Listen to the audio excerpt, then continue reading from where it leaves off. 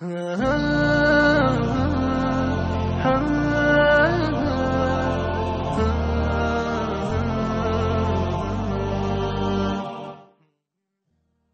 بات کہتے ہوئے بہت ڈر لگ رہا ہے جو آگے میں بات کر رہا ہوں. مجھے چھوڑیں گے نہیں لوگ. دعا کریں میں آرام سے کہہ پاؤں. یہ بڑا خطرناک موضوع ہے یہ جو میں نے بھی چھیڑ دیا ہے, اور میں نے اس پہ ایک بڑے عالم سے مشورہ بھی کیا کہ حضرت یہ بات میں ممبر سے کہہ دوں, ایسا تو نہیں لوگ کھا جائیں گے مجھے کچا چپ. انہوں نے کہا کہہ دو, فائدہ ہوگا, کیونکہ جوڑ کی بات ہے نا. توڑ کی بات کرو تو اب کوئی نہیں کچھ کہتا, جوڑ کی بات کرو تو سارے توپے لے کے آپ کے خلاف ہو جائیں گے. بسم اللہ الرحمن الرحیم شروع کر رہا ہوں. اسی طرح یاد رکھو کہ یہ جو پنجاب میں ایک بڑا مسئلہ بنایا ہوا ہے حیاتی مماتی, یہ بھی کوئی اتنا بڑا مسئلہ نہیں ہے جس میں ایک دوسرے کے پیچھے نمازیں نہ پڑھی جائیں. بہت مجھے پتا ہے ابھی ہوگا کیا. نہ دیوبندی مجھے دیوبندیت میں باقی رکھیں گے جو متعصب دیوبندی ہیں, اور نہ وہ مجھے باقی رکھیں گے جو ان میں متعصب ہیں. کہیں کا بھی نہیں رہوں گا میں. یہ حیاتی مماتی کا جو مسئلہ ہے یہ بھی کوئی اتنا بڑا مسئلہ نہیں ہے جتنا بڑا, بولو نا یار. آپ لوگ کراچی والے تو نہیں جانتے یہ مسائل. جو پنجاب کا کوئی بیٹھا ہوگا تو وہ اس مسئلے کی حساسیت سمجھ سکتا ہے کہ میں بات کیا کر رہا ہوں. سرگودا میں حضرت مولانا حسین نیلوی تھے. وہ پنجپیری عالم تھے, مماتی تھے. آئی بات سمجھ میں؟ بہت بڑے بزرگ تھے. میں جب بھی جاتا تھا سرگودا ان کی خدمت میں ضرور ملتا تھا. کیوں؟ کیونکہ میرے شیخ و مرشد کے کلاس فیلو تھے. وہ حضرت مفتی رشید احمد صاحب رحمہ اللہ تعالیٰ کے ساتھ دارالعلوم دیوبند میں انہوں نے پڑھا تھا. بات آ رہی سمجھ میں؟ جو ہمارے شیخ مفتی رشید احمد صاحب رحمہ اللہ تعالیٰ تھے وہ حیاتی تھے, معذرت کے ساتھ, ٹھیک ہے. اور المحنت علی المفنت پہ ان کے دستخط بھی ہیں مفتی رشید احمد صاحب کے. پورے وہی نظریات ہیں جو المحنت علی المفنت کے. جبکہ المحنت علی المفنت کی بعض جزیات سے مولانا حسین نیلوی صاحب کا اختلاف تھا. آئی بات سمجھ؟ میں جب پنجاب جاتا تھا تو مجھے حیاتی منع کرتے تھے کہ ان کے پیچھے نماز نہ پڑھو. آئی بات سمجھ؟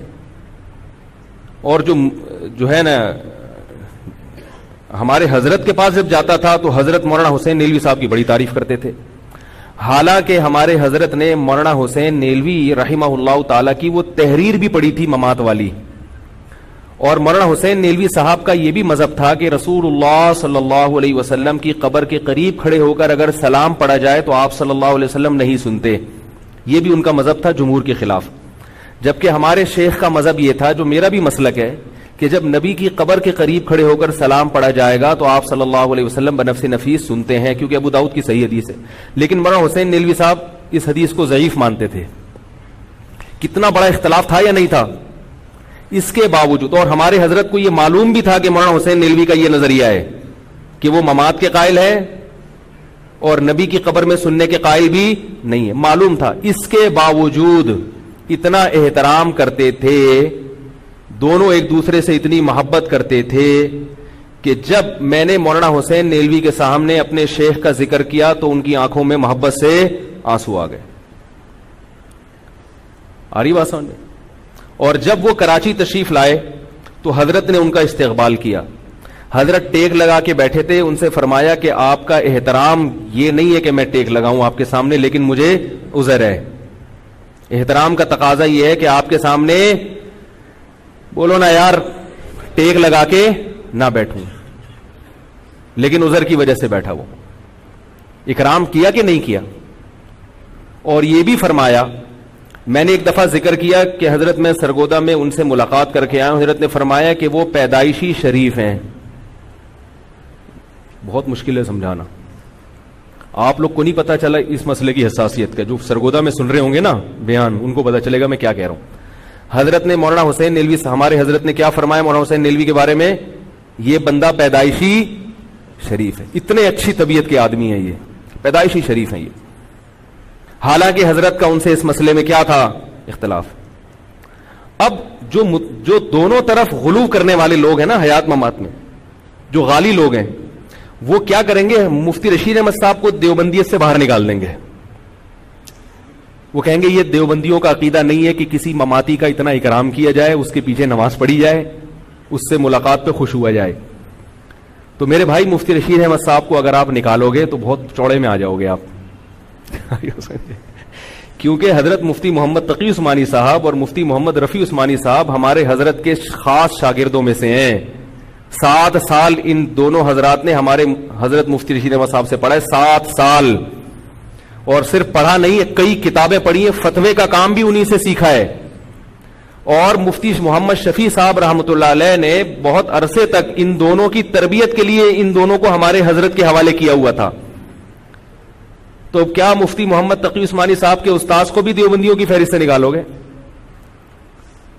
اور ہمارے شیخ مفتی رشید احمد صاحب رحمہ اللہ تعالی مولانا عبد الغنی پھول پوری کے اجل خلفاء میں سے تھے.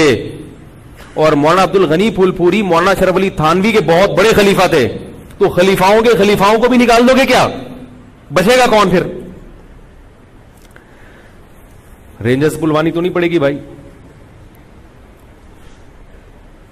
تو میں آپ سے یہ عرض کر رہا ہوں کہ دونوں طرف جو غلو کرنے والے لوگ ہیں کسی بھی مسلک میں, جو غالی ہوتے ہیں نا, میں نے اتوار کے بیان میں یہ بات کہی تھی نا, جو غلو کرنے والے لوگ ہوتے ہیں نا, اختلافات کو بڑھانے والے, وہ تو پبلک کے سامنے آتے ہیں.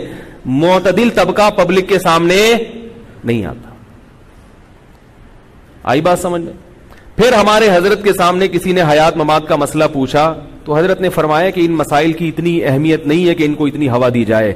اگر یہ علماء کے مابین اختلافی رہے تو کوئی حرج نہیں ہے اس میں, لیکن یہ عوام کے سامنے نہیں آنا چاہیے. کوئی بات نہیں ہے علماء کے درمیان اختلافی رہے. کسی نے حضرت سے عرض کیا کہ حضرت آپ نے احسن الفتاوی میں لکھا ہے, میرے ایک استاذ نے عرض کیا اور وہ پنج پیری تھے, انہوں نے عرض کیا حضرت کے سامنے, ہمارے حضرت پنج پیری نہیں تھے. آئیو حضرت نے ایک دفعہ کسی نے کہا حضرت آپ پنج پیری ہیں, فرمایا میں یک پیری ہوں, یک پیری. ٹھیک ہے, میرا ایک پیر ہے. لیکن حضرت کے شاگردوں میں پنج پیری بھی تھے, حضرت نے کوئی نہیں ان کو باہر نکالا.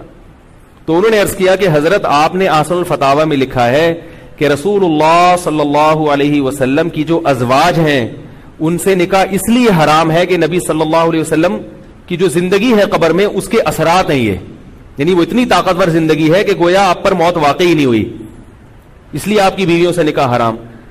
تو انہوں نے کہا کہ حضرت نبی کی بیویوں سے جو نکاح حرام ہے اس کی تو اصل وجہ یہ معلوم ہوتی ہے کہ احترام, کہ وہ نبی کی زوجات تھیں اور امت کی روحانی مائیں ہیں, اس کا اس زندگی سے تعلق نہیں ہے. تو حضرت نے فرمایا آپ کی بات قرآن و سنت کے ظاہر کے زیادہ قریب ہے, لیکن چونکہ میں احسن الفتاوی میں وہ مسئلہ لکھ چکا ہوں اور ہمارے ہی بعض اکابر کی وہ رائے بھی ہے تو وہ اب نکالنے کی ضرورت نہیں ہے. کیا مطلب؟ دونوں رائے بولو نا یار, دونوں ٹھیک ہیں. اگر وہ نہ لکھی ہوتی تو نہ لکھتا, اب آپ کی دلیل سامنے آ گئی, لیکن اب لکھ دی ہے اور بعض اکابر اس کے قائل بھی ہیں تو کوئی اتنا بڑا مسئلہ نہیں ہے, اسی کو چلنے دو. کتنا آسان کر کے بنا دیا انہوں نے. لیکن آپ پنجاب میں جاؤ, کیونکہ مجھے تجربہ ہے, مجھے تو یہ پتہ ہی نہیں تھا حیات ممات ہوتا کیا ہے. میں پنجاب میں جب بیان کے لیے جاتا, لوگ حیاتی ہو کہ مماتی ہو, مجھے پتہ ہی نہیں تھا یہ ہوتا کیا ہے, کیونکہ ہمارے اکابر نے ان چیزوں کو بہت زیادہ اہمیت نہیں دی ہے. تو یہ جو چھوٹے موٹے مسائل ہیں میرے بھائی, اور یہ بھی یاد رکھو کہ جو اشاعت و توحید والے لوگ ہیں ان میں بھی سارے اس کے قائل نہیں ہیں. بہت سارے میں نے علماء سے ان کے ملا ہوں صوبہ سرحد میں جو حیات النبی کے قائل ہیں. تو سب کو ایک ہی لاٹھی سے ہانکنا یہ بھی غلط ہے. سمجھ میں آ رہی ہے میرا خیال ہے, جن کو سمجھنا ہے نا ان کو آ رہی ہوگی. آپ کراچی کے لوگوں میں الحمدللہ مسئلہ نہیں ہے, اور اللہ کرے نہ ہی ہو. کراچی والوں کو نہیں پتا تو یہ مسئلہ کیا, پنجاب جاؤ گے تو مسئلہ ہی یہی ہے, ٹھیک ہے, اور کوئی مسئلہ ہے ہی نہیں. تو اشاعت و توحید کے علماء سے بھی ہم نے جا کے ملے ہیں, ان سے بھی بات چیت ہوئی ہے. بہت معتدل علماء ہیں ان میں بھی الحمدللہ, بہت بڑی تعداد ہے جو ان چیزوں کے میں عوام کو وہ صرف بدعت کے خلاف کام کرتے ہیں. میں ایک گاؤں میں گیا ہوں, میں اشاعت و توحید کا نہیں ہوں کہ آپ مجھے نمائندہ سمجھیں ان کا, لیکن میں کہہ رہا ہوں ہم لوگ جب کسی سے اختلاف کرتے ہیں تو جب تک حدود کو کراس نہ کریں ہمیں مزہ نہیں آتا, کیونکہ عوام کی طبیعتوں میں اعتدال نہیں ہوتا. عوام اسی مولوی کو دیکھ کے خوش ہوتی ہے جو زمین آسمان کے قلابے ملائے. کسی سے نفرت کا اظہار ہو تو جب تک اس کے جوتوں میں گلے کا ہار نہ ڈالے عوام زندہ باد کے نعرے نہیں لگاتی. تو اعتدال اچھی چیز ہے بھائی. تو میں داریل ایک گاؤں ہے گلگت میں, میں وہاں گیا. پنجاب میں آپ جاؤ, آپ کو قبرستانوں میں کوئی الا ماشاءاللہ 2-4 قبریں ہر قبرستان میں سنت کے مطابق ملیں گی. 99% قبریں مزار بنی ہوئی ہیں. کراچی کے قبرستان کو دیکھ لو, پنجاب کے دیکھ لو, اور آپ دیہی علاقوں میں جاؤ پنجاب کے. میں ایک گاؤں میں گیا, میں نے پہلا گاؤں دیکھا جہاں ہزاروں قبریں تھیں اور ایسا لگ رہا تھا سعودی عرب میں آ گیا ہوں میں. ہزاروں قبریں تھی, کوئی قبر بھی ایک بالش سے اونچی نہیں, کسی قبر پہ جھنڈا نہیں لگا, سنت کے مطابق ساری قبریں, اور ایک بدعت بھی پورے گاؤں میں نہیں, جبکہ ہزاروں کی آبادی تھی, بہت بڑا گاؤں تھا. میں نے کہا یہ پورے گاؤں میں ایک بدعت بھی نہیں ہے, پاکستان میں ایسا ہم نے زندگی میں پہلی دفعہ دیکھا, اس کی کیا وجہ ہے؟ انہوں نے بتایا کہ یہاں شیخ القرآن مولانا غلام اللہ صاحب کے شاگرد انہوں نے محنت کی ہے. کتنی بڑی محنت ہے کہ بدعات کا بالکل جڑ سے خاتمہ کر دیا. تو اس لیے میں کہتا ہوں کہ بھائی آپ اگر نہیں ہو کسی تنظیم میں تو اس کے اچھے کاموں کو تو آپ اپریشیٹ کرو کہ ماشاءاللہ انہوں نے توحید کا پرچار کیا ہے, بدعات کا خاتمہ کیا. اگر آپ کا ان سے کسی مسئلے میں اختلاف ہے, اعتدال سے, اور ان سے بھی میں تو چھوٹا منہ بڑی بات, ان میں بھی جو متشدد ہیں, تو علماء یہ کہتے ہیں کہ بھائی ان کو بھی یہ چاہیے کہ آپ بھی جو ہے نا, اگر آپ کسی بات پہ جمع نہیں ہو رہے, آپ اپنے اختلاف کو باقی رکھتے ہیں, تو بھائی کلمے میں تو سب مشترک ہے کہ نہیں ہے؟ کیا خیال ہے؟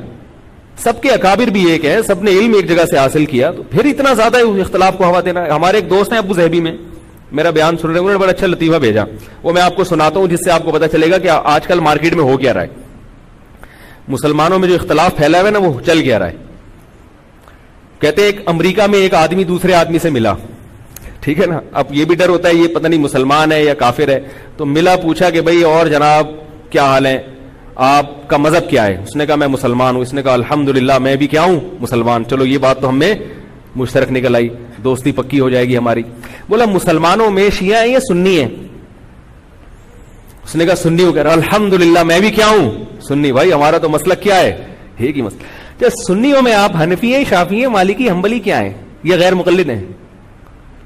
اس نے کہا میں مقلد ہوں, میں مقلد ہوں. ارے ماشاءاللہ بڑی خوشی ہو, آپ اہل حدیث نہیں ہیں, آپ تو اپنی مقلد نکلے ماشاءاللہ. مقلدین میں 4 ہیں, حنفی, شافعی, مالکی, حنبلی, ان میں کیا ہیں آپ؟ اس نے کہا حنفی ہوں.